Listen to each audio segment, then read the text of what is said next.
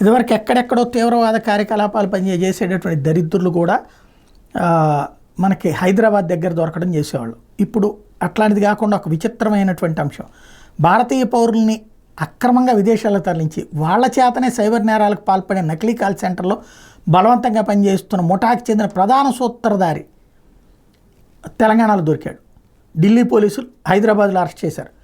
వాడి పేరు కమ్రాన్ హైదర్ అలియాస్ జైదీ. వీడిని నాంపల్లి రైల్వే స్టేషన్ సమీపంలో అరెస్ట్ చేసిన ఢిల్లీ పోలీస్ స్పెషల్ సెల్ ప్రకటించింది. డీసీపీ మనోజ్ ఈ విషయాన్ని అధికారికంగా ప్రకటించారు. వాడు ఆచూకీ తెలిపిన వాళ్ళకి 2 లక్షల రూపాయలు బహుమానం ఇస్తామని గతంలోనే ఎన్ఐఏ ప్రకటించింది అన్నటువంటి విషయాన్ని కూడా గుర్తు చేశారు.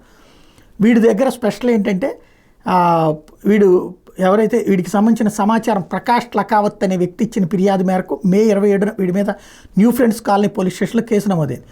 ఉద్యోగం కోసం ఎదుగుతున్న తనకి న్యూఢిల్లీలో ఉన్న అలీ ఇంటర్నేషనల్ సర్వీస్ అనే కన్సల్టెన్సీ సంస్థ గురించి తెలిసిందని లకావత్ తన కంప్లైంట్లో చెప్పుకొచ్చాడు. థాయిలాండ్, లావోస్లో తనకు ఉద్యోగం ఇప్పిస్తామని చెప్పి తనను థాయిలాండ్కి పంపించారని చెప్పుకొచ్చారు. అక్కడికి చేరుకున్న తర్వాత తన పాస్పోర్ట్ను లాక్కుని ఆన్లైన్లో భారతీయులు స్కామ్ చేసి ఒక చైనీస్ కంపెనీలో పనిచేయాలంటూ ఒత్తిడి తెచ్చారని చెప్పారు. ఈ కేసుని ఎన్ఐఏకి బదిలీ చేయడంతో దర్యాప్తు చేపట్టిన కేంద్ర సంస్థ ఈ కేసులో ప్రధాన కుట్రదారులుగా మంజూర్ అలం, సాహిల్, ఆశిష్, పవన్ యాదవ్, హైదర్లని గుర్తించింది.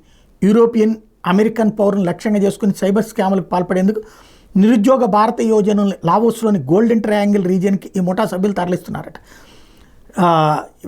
ఇందులో పరారీలో ఉన్న ప్రధాన నిందితుడు కమ్రాన్ హైదర్ని అదుపులో తీసుకునేందుకు పోలీసులు వేట సాగించారు.